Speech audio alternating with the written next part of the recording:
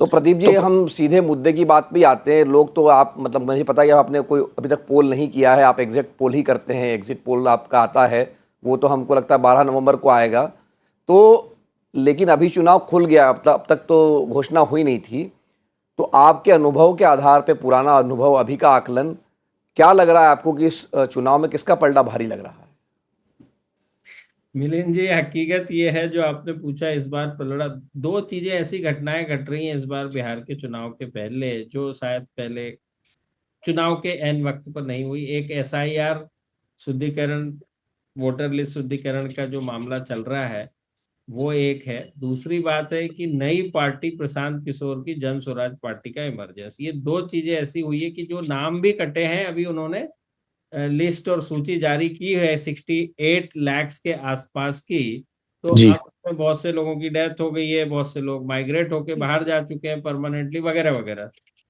तब तक हर एक विधानसभा क्षेत्र में इसकी जानकारी न आए कि अब जातिगत समीकरण कैसा होगा इन नए नामों के हिसाब से, तो उसमें थोड़ा सा हमको जो पुराने चुनाव जो होते रहे और अभी के जो चुनाव का जो आकलन करना है, तो ये दो नए विषय हैं जिनकी की आकलन और गणना करना हमारे स्तर के ऊपर अभी बाकी है। लेकिन बहरहाल बिहार में तीन चीजें ऐसी हैं कि जिसको आप झुटला नहीं सकते। एक है कि नीतीश कुमार जो 20 साल से चुनाव में मुख्यमंत्री हैं, और उन्होंने जिस भी गठबंधन के साथ चुनाव लड़ा है वो गठबंधन की विजय हुई है। 15 में उन्होंने नीतीश लालू महागठबंधन के साथ लड़ा था, 20 में उन्होंने एनडीए के साथ लड़ा था, 15 में 10 में उन्होंने वापस एनडीए के साथ लड़ा था, बीजेपी के साथ लड़ा था। तो हमेशा जीत हासिल हुई है, ये एक बात है। दूसरी बात है, अमूमन ऐसा कहा जाता है कि स्टेट में जब लंबे समय से किसी की सरकार चल रही हो, यहाँ जैसे नीतीश कुमार की, तो जो एंटी इनकम्बेंसी का होना एक स्वाभाविक प्रक्रिया है। अब यहाँ यदि मान लिया जाए कि इतने दिनों से सरकार चल रही है और एंटी इनकम्बेंसी हो, तो भी यहाँ पे एक बड़ा अजीब तथ्य ये मौजूद है कि बीच में नीतीश कुमार यहाँ गए और वहां गए। तो आप ये ये कहना कि एंटी इनकम्बेंसी से किसको फायदा होगा और किसको नुकसान होगा, फिर वो एक समस्या का विषय आ गया। तो उसमें अब एक हकीकत इसमें जरूर ये है कि हिंदी भाषी राज्य छोड़ के भी देश में जो नॉन हिंदी भाषी राज्य हैं, उड़ीसा जैसे, कर्नाटक जैसे, असम जैसे, वहां पर भी बीजेपी की खुद की सरकार बनी है। एनडीए की नहीं, खुद की सरकार बनी है जी। में।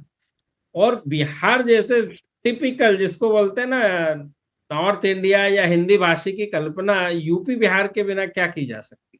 जी। यहाँ पर अभी तक बीजेपी ने सत्ता का स्वाद नहीं चखा। लोगों ने अभी तक बीजेपी की खुद की सरकार नहीं देखी, जो कि इर्द गिर्द चारों तरफ वो देखते आ रहे हैं।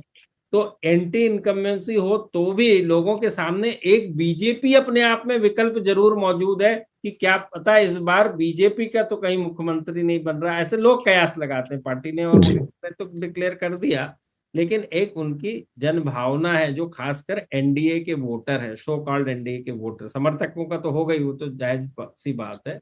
तो वो एक फिनोमेना है। दूसरा फिनोमेना बिहार में ये होता है जातिगत समीकरण, जिसको हम MY, जिसके चलते लालू प्रसाद यादव पिछले 20 साल से भी, जब से कि नीतीश कुमार मुख्यमंत्री है और उसके पहले उनकी खुद की आरजेडी की सरकार के चलते भी, इस 35 साल में MY का आरजेडी को बहुत बड़ा वोट शेयर मिलता है, जो कि 33% के लगभग है, 1/3 पॉपुलेशन MY।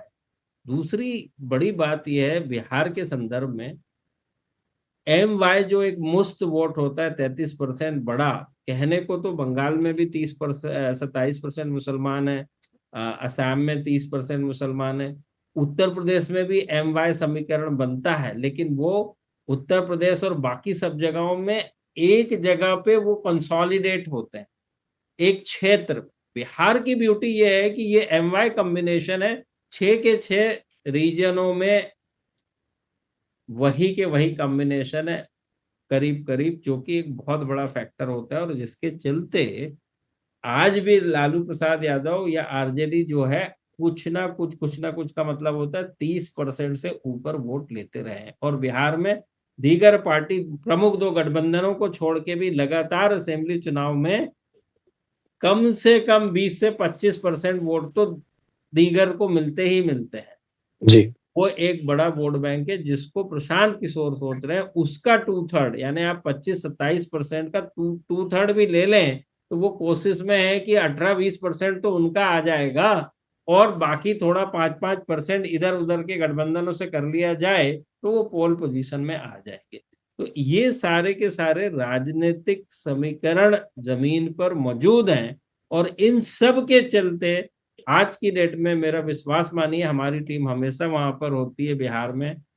करीब करीब 30% जो ये कि बहुत बड़ा सब्सटैंशियल नंबर है जो मैंने सीधे सीधे बताया, इसके लिए कोई आपको सर्वे की करने की जरूरत नहीं है। आप पिछले 5 साल चुनाव का रिकॉर्ड निकाल के देख लें, आप पाएंगे 25% एवरेज अदर देन ये प्रमुख गठबंधनों को वोट मिलते रहे हैं।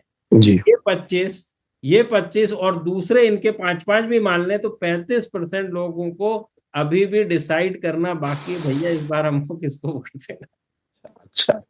तो मैंने आपको एनडीए, आरजेडी गठबंधन, महागठबंधन और प्रशांत किशोर और तीसरा मोर्चा कह लीजिए या जो भी कह लीजिए उसको तीसरी पार्टी, इन सब के बारे में खास बातें बताई तो ऐसा लगता है कि कहीं ना कहीं जनता को ये डिसाइड करना बाकी है और खासकर 35 से 40% ये जो फ्लोटिंग वोटर है अभी भी उनको अपना मन बनाना बाकी